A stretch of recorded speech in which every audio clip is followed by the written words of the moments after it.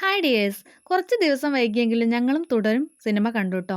എംലാലിൽ പോയിട്ടാണ് കണ്ടിട്ടുണ്ടായിരുന്നത്. സിനിമയെക്കുറിച്ച് പറയുകയാണെങ്കിൽ ഒന്നും പറയാനില്ല ട്ടോ. ഒരു രക്ഷയില്ലാത്ത പടമാണ്. ഞാൻ ഒരിക്കലും ഒരു സിനിമ ലവറോ അങ്ങനത്തെ ഒരാളും അല്ല. സിനിമയുടെ റിവ്യൂ അങ്ങനത്തെ ഒരു കാര്യങ്ങളോ അങ്ങനത്തെ ഒരു വീഡിയോ ഞാൻ കണ്ടിട്ടുണ്ടായിരുന്നില്ല. അങ്ങനെ പോയിട്ട് അങ്ങോട്ട് കണ്ടു. അവരുടെ കോംബോ എന്ന് പറഞ്ഞാൽ ഒരുപാട് കാലത്തിന് ശേഷമുള്ളതാണ്. അടിപൊളിയാണ്. അഭിനയം അതിലേറെ മികച്ചതാണ് മോഡലാന്ന് എല്ലാവരും പറയുന്നത്. പക്ഷെ അതിൽ നിന്നും വളരെ വ്യത്യസ്തമായിട്ടുള്ള ഒരു വമ്പൻ ട്വിസ്റ്റുകളാണ് അതിലുണ്ടായിട്ടുള്ളത്. നമുക്ക് കാണാൻ വേണ്ടിയിട്ട് ഇനിയും അതിൻ്റെ തുടർച്ച കാണാൻ വേണ്ടിയിട്ട് അയ്യോ സിനിമ കഴിഞ്ഞോ എന്നുള്ള ആ ഒരു തോന്നൽ മാത്രമാണ് നമുക്ക് ഉണ്ടായിരുന്നുള്ളൂ. എല്ലാ മൊമെൻറ്റും നമുക്ക് പറയാതിരിക്കാൻ പറ്റില്ല. അത്രയും അടിപൊളിയായിട്ടുണ്ട് കേട്ടോ.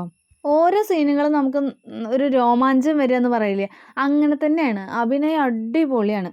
ഒരു നാട്ടിൻപുറത്തുകാരൻ, ഒരു സാധാരണ മനുഷ്യനായിട്ടുള്ള ഒരു ആളുടെ ജീവിതത്തിലേക്ക് ഒരു പെട്ടെന്നൊരു അസാധാരണമായ ഒരു സാഹചര്യം വരികയാണ്. അപ്പോൾ അയാളത് എങ്ങനെ അതിനൊരു മികച്ച രീതിയിൽ അല്ലെങ്കിൽ അതെങ്ങനെ തരണം ചെയ്യുന്നു എന്നുള്ള ആ ഒരു കാര്യമാണ് നമ്മുടെ ഈ സിനിമയിൽ കാണിക്കണത്.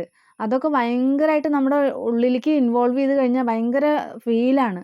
ശരിക്കും ആദ്യത്തെ ആ ഒരു മൊമെൻ്റ് എന്ന് പറഞ്ഞു കഴിഞ്ഞാൽ ഭയങ്കര ഒരു ഫണ്ണി മൊമെൻ്റ്, ഇങ്ങനെ ട്രോളുകളൊക്കെ ആയിട്ടൊരു ഫണ്ണി മൊമെൻ്റാണ്. പക്ഷെ പെട്ടെന്നൊരു ട്വിസ്റ്റാണ്, ഷിഫ്റ്റ് ചെയ്യാണ് കഥ.